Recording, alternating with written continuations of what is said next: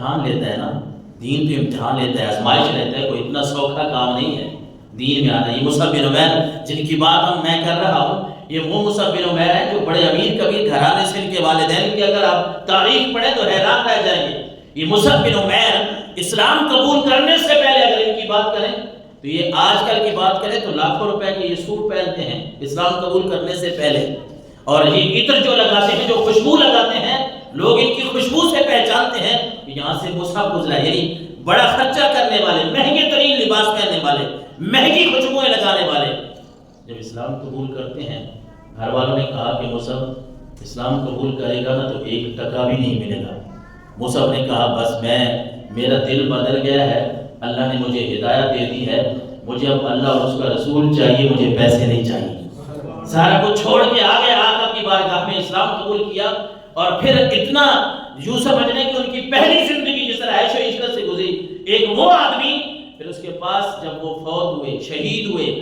جنگ احد میں، یہ میں اسی مصعب بن عمیر کی بات کر رہا ہوں کہ جب شہید ہوتے ہیں تو کفن کے لیے صرف ایک کپڑا ہے، سر ڈھانپتے ہیں تو پاؤں ننگے ہو جاتے ہیں، جو پاؤں ڈھانپتے ہیں تو پھر سر ننگا ہو جاتا ہے۔ دین اسلام تو بڑے بڑے امتحان لیتا ہے نا، یوں تو نام نہیں بنتا، یوں تو اللہ نے قرآن مجید فرقان حمید میں نہیں فرمایا رضی اللہ عنہم ورضوان، اے نبی آپ کے صحابہ تو وہ ہیں کہ اللہ ان سے راضی ہے، یہ اللہ سے راضی ہے۔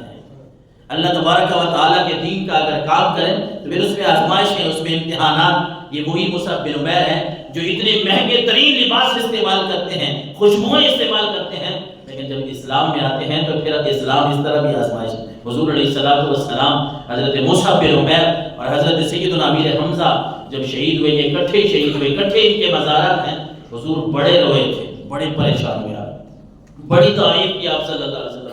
آپ بار بار یہ بات دہرا رہے تھے لوگوں، یہ امیر حمزہ یہ اسد اللہ ہے، اللہ کا شعر ہے، اللہ کے نبی کا شعر ہے۔ یہ مصعب بن عمیر یہ وہ آدمی ہے جو سب سے پہلے مدینہ منورہ کا استاد تھا، جس نے سب سے پہلے قرآن کے چرچے مدینہ منورہ میں کیے ہیں۔ آج اسی مصعب بن عمیر کا کفن دیکھ لو۔ اللہ کے نبی صلی اللہ علیہ وسلم نے یہ بھی ارشاد فرمایا، حضرت ہریرہ فرماتے ہیں کہ رسول اللہ نے فرمایا امرت بقریۃ تأکل القرى یقول یثرب، مجھے اللہ کی طرف سے یہ حکم ہوا کہ جس کو منافق یثرب کہتے ہیں نا، یثرب وہ ساری بستیوں کا سردار ہے، وہی المدینہ، اور یہ اس کو منافق یثرب کہتے ہیں۔ اے نبی اصل تو اس کا نام مدینہ ہے، اس شہر کا نام مدینہ ہے۔ اور فرمایا تنفی الناس کما ينفی القیر خبث الحدید، یہ وہ شہر ہے جس میں منافق لوگوں کو اللہ تبارک و تعالی ایسے باہر نکال پھینکتا ہے جس طرح لوہا جو ہے اس کو بھٹی میں ڈالیں اور بھٹی زنگ کو دور کرتی ہے۔ اللہ کے نبی نے فرمایا جو لوگ مدینہ منورہ سے پیار نہیں کرتے، محبت نہیں کرتے، جو منافقت رکھتے ہیں، اللہ اسی طرح اس شہر کو پاک فرما دیتا ہے۔ اور یہ اس مدینہ منورہ کی ہم بات کر رہے ہیں جس کے بارے میں اللہ کے نبی صلی اللہ علیہ وسلم نے فرمایا،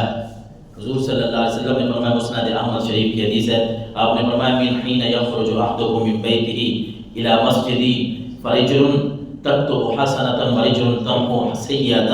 حضور صلی اللہ علیہ وسلم فرما رہے ہیں کہ لوگوں، جو بندہ بھی اپنے گھر سے نکلتا ہے نا میری مسجد کی طرف، میری مسجد کی طرف آتا ہے، اپنے گھر سے نکل کے میری مسجد کی زیارت کے لیے، میری مسجد میں نماز پڑھنے کے لیے آتا ہے، حضور نے فرمایا فرجل تکتب حسنۃ ورجل تمحو سیئۃ، اللہ اس کو ایک ایک قدم پہ ایک ایک نیکی بھی عطا فرماتا ہے، اس کے گناہوں کو بھی معاف فرما دیتا ہے۔ میں اس مدینہ منورہ کی بات کر رہا ہوں جہاں حاجی لوگ جو ہے وہ حج کرنے کے بعد وہاں جاتے ہیں، یا کچھ حجاج کرام کو پہلے بھیج دیا جاتا ہے، لیکن یہ بھی حدیث رسول صلی اللہ علیہ وسلم میں ہے نا کہ اللہ کے نبی نے فرمایا وہاں لوگ جاتے ہیں 8 دن کم از کم وہاں رہتے ہیں، تو اس کی کیا وجہ ہے؟ اللہ کے نبی صلی اللہ علیہ وسلم نے فرمایا، مسند احمد شریف کی حدیث ہے، فرمایا من صلی فی مسجدی 40 صلاۃ، جس بندے نے بھی میری مسجد میں 40 نمازیں ادا کر لی، لا یفوتہ صلاۃ، کسی نماز کو فوت نہیں کیا، قضا نہیں کیا، کوئی نماز اس مسجد نبوی میں چھوڑی نہیں ہے، 40 نمازیں یوں سمجھ لیں، حدیث کا خلاصہ یہ ہے کہ لگاتار جس نے 40، حضور صلی اللہ علیہ وسلم نے فرمایا کتبت لہ برات من النار ونجات من العذاب وبری من النفاق، کہ اللہ تبارک و تعالیٰ اس کے لیے آزادی لکھ دیتا ہے کہ یہ جہنم سے بھی آزاد ہے، اللہ اس کو عذاب سے بھی بچا کے رکھے گا اور اس کو منافقت سے بھی بچا کے رکھے گا۔ اللہ اکبر. یہ وہ بارگاہ ہے، بارگاہ رسالت، جہاں ادب کے تقاضوں کو بھی پورا کرنا ضروری ہے. ادب کے صلی اللہ علیہ وسلم کی حاضری کی اگر بات کریں، ادب کی اگر بات کریں، جس طرح اعلیٰ حضرت نے کہا نا کہ حاجیو آؤ شہنشاہ کا روزہ دیکھو، کعبہ تو دیکھ چکے اب کعبے کا کعبہ دیکھو. منظر قبری واجبت لہو شفاعتی. اللہ کے نبی صلی اللہ علیہ وسلم نے فرمایا کہ جس نے بھی میری قبر کی زیارت کی، میری شفاعت، میری سفارش اس کے لیے واجب ہو گئی، اس کے لیے ضروری ہو گئی. یعنی وہاں جا کے اللہ کے نبی صلی اللہ علیہ وسلم کے پاس قرآن مجید کی اس آیت کو بھی یاد رکھیں، وَلَوْ أَنَّهُمْ يَظْلَمُوا أَنفُسَهُمْ جَاءُوكَ فَاسْتَغْفَرُوا اللَّهَ. کہ رب کا قرآن فرما رہا ہے نبی اگر یہ اپنی جانوں پہ ظلم کر بیٹھیں، گناہ کر بیٹھیں، پھر آپ کے پاس آئیں اور آپ اللہ کی بارگاہ میں ان کے لیے مغفرت طلب کریں تو لَوَجَدُوا اللَّهَ تَوَّابًا رَحِيمًا. اللہ ضرور بضرور ان کی توبہ کو قبول فرما لے گا. اللہ ضرور ان کی توبہ کو قبول فرما لے گا، کیونکہ اللہ کے نبی کے پاس بھی توبہ، یعنی آج کل یہ بھی آپ کو سمجھایا جا رہا ہے کہ جی وہ اللہ کے نبی کے پاس جانے کی کیا ضرورت. حضرت ام المومنین عائشہ الصدیقہ رضی اللہ تعالیٰ عنہ پتہ کیا فرماتی ہیں؟ آپ فرماتی ہیں میں ایک دفعہ ایک پردہ لے، حدیث رسول ہے، کہتے ہیں میں ایک تکیہ بنایا، پردے کی بات ہے، اس کے اوپر تصویریں تھیں. تو آپ صلی اللہ علیہ وسلم، حدیث کا مفہوم عرض کر رہا ہوں کہ آپ صلی اللہ علیہ وسلم نے دیکھا نا تو آپ رک گئے دروازے کے اوپر اور آپ نے فرمایا کہ عائشہ یہ کیا ہے؟ تو ظاہر ہے ام المومنین حضرت عائشہ الصدیقہ نے آپ کے لیے انتظام کیا تھا تو وہ عرض کرنے لگی کہ حضور یہ آپ کے لیے بنایا ہے،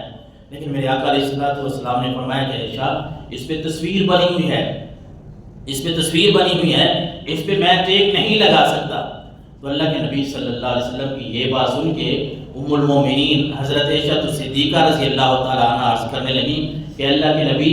میں اللہ سے بھی معافی مانگتی ہوں، اللہ کے نبی سے بھی معافی مانگتی ہوں، میں اللہ سے بھی معافی مانگتی ہوں، اللہ کے نبی سے بھی معافی مانگتی ہوں. یعنی بات اس پہ ہے کہ اللہ تبارک و تعالیٰ نے خود قرآن مجید میں فرمایا کہ اے نبی آپ کے پاس اگر لوگ آ جائیں اور آپ ان کے لیے بخشش طلب کریں، استغفار کریں تو اللہ ان کے گناہوں کو معاف فرما دے گا. اور حضرت ابو ہریرہ فرماتے ہیں، مسند احمد شریف کی حدیث مبارکہ ہے کہ رسول اللہ صلی اللہ علیہ وسلم نے فرمایا ان ممبری علی حوضی، میرا یہ ممبر جو ہے یہ میرے حوض پہ ہوگا قیامت والے دن. اور فرمایا وَإِنَّ مَا بَيْنَ مِمْبَرِي وَبَيْتِي لَرَوْضَةٌ مِّن رِّيَاضِ الْجَنَّةِ. آقا کریم علیہ الصلوۃ والسلام نے فرمایا کہ لوگوں جب وہاں جاتے ہیں نا،